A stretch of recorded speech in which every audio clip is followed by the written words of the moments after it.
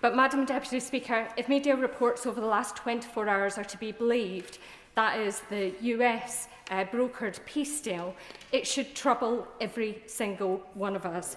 Because a deal that trades away Ukrainian territory, that trades away Ukrainian security and makes no mention at all of the 20,000 children that Russia have stolen from Ukraine, is not peace. It is capitulation. And this House should stand united in rejecting that proposed deal. Can the Minister assure this House that before any peace deal is considered, that the future of Ukrainians' 20,000 stolen children will be top of that agenda? I know that the whole House recognises my honourable friend's work on this issue ever since she's arrived in this place and before. It is at the top of our minds, the atrocities that have been conducted against Ukrainian families. The removal of children must be first among them. This remains a priority for this government. I described the tracing mechanism, as did my honourable friend. We are pleased with the results since the pilot began in September. I can confirm that the Foreign Secretary discussed it with the Ukrainian Foreign Minister during his visit last week, and we will continue to work on these issues. It cannot become the norm in international relations to kidnap children and relocate them. That is what we have seen from the Russians, and that is what we oppose, and that is why we will continue to work in the way that we are. I've already provided some response on the questions of negotiations, but to set out the very obvious, Madam Deputy Speaker, the Ukrainian flag flies from the building of the Foreign Office. It flies from many churches in Lincolnshire, as I know it does, across constituencies represented in this House this morning. The UK is steadfast in its support for Ukraine. It will be for Ukraine to determine the negotiations into which it is prepared to enter, and that is what the Foreign Secretary was discussing with the Ukrainian Foreign Minister, the US Secretary of State, and a range of her other international partners last week.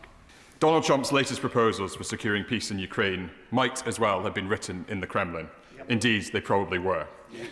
Those in Reform UK who have been paid to repeat Russian propaganda may disagree, but I believe those in the House today will see this for what it is. If Kyiv is pressed by Moscow and Washington into accepting these terms, which include the surrender of the Donbass and a halt on vital weapons supplies, it would be no less than a betrayal of our Ukrainian allies. So will the Minister publicly express the government's unequivocal rejection of these proposals, including the sacrifice of Ukrainian sovereign territory? Will the government urgently convene a coalition of the willing with a view to generating fresh support for Ukraine? The abduction of tens of thousands of Ukrainian children by the Kremlin is the clearest and most grotesque evidence of Putin's cruelty and his desire to erase a whole nation. It will go down as one of the gravest crimes of the war. By putting forward proposals that could have been drafted by the killer in the Kremlin himself, it seems that President Trump has finally given up on the Nobel Peace Prize and is content to settle for the Lenin Peace Prize instead. Does the government share my concern at the remarks, admittedly aspirational, by the US ambassador to NATO that his long-term hope would be to see Germany take over America's role at the heart of the alliance? Doesn't that betray the decades of peace after the Second World War that NATO was created to preserve? And so therefore I wonder if you can identify at any point in history where the appeasement of an aggressive expansionist autocrat has ever worked out well. And can he explain to the population of these isles and the rest of Europe, who've endured those energy prices for the last 3 years, who took Ukrainians into our homes, and who listened to his government and the previous government unite the House, saying whatever it takes and however long it takes, we'll get Ukraine's sovereign territory back.